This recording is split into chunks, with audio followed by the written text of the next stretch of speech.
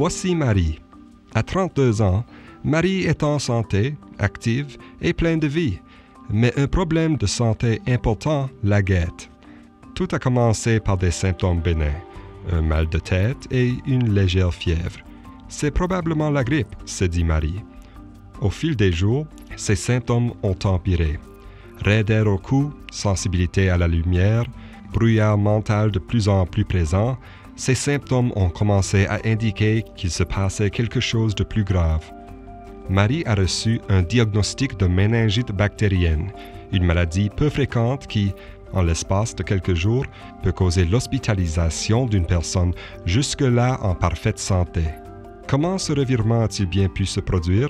Les bactéries, qui se propagent souvent par la toux et les éternuements, sont entrées par le nez ou la bouche de Marie, se sont rendues à sa circulation sanguine et ont infecté son cerveau, ce qui a causé une grave inflammation. L'inflammation a ensuite déclenché une série de symptômes pénibles, comme des maux de tête graves, de la fièvre, des raideurs au cou et de la confusion. Marie a alors demandé de l'aide médicale sans tarder. Une ponction lombaire a permis de confirmer le diagnostic de méningite bactérienne et l'équipe soignante de Marie a tout de suite entamé un traitement. On lui a administré des antibiotiques par intraveineuse devant cibler les bactéries responsables de l'infection, ainsi que des corticostéroïdes devant réduire l'inflammation autour de son cerveau. L'équipe soignante a surveillé l'état de Marie de près et apporté les modifications nécessaires pour veiller à ce qu'elle réponde au traitement le mieux possible. En recevant un traitement sans tarder, Marie a pu entreprendre son rétablissement. Grâce à cette intervention rapide, son état de santé s'est grandement amélioré et elle a pu retourner à sa vie normale. Bien sûr, la méningite bactérienne est une maladie dangereuse et qu'elle n'est pas traitée rapidement. Avec des symptômes de fièvre et mal de tête, c'est souvent causé par des infections virales communes. Si les symptômes sont particulièrement sévères ou bizarres ou différents, c'est le temps de se présenter à l'urgence puis voir un médecin.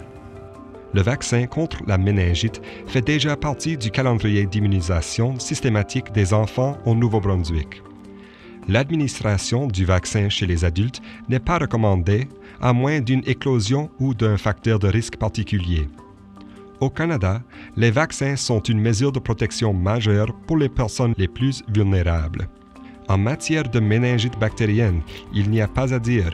Mieux vaut prévenir que guérir. Si vous ou l'un de vos proches présentez des symptômes de méningite, il est bon d'obtenir un avis médical sans tarder pour obtenir les meilleurs résultats de santé qui soient.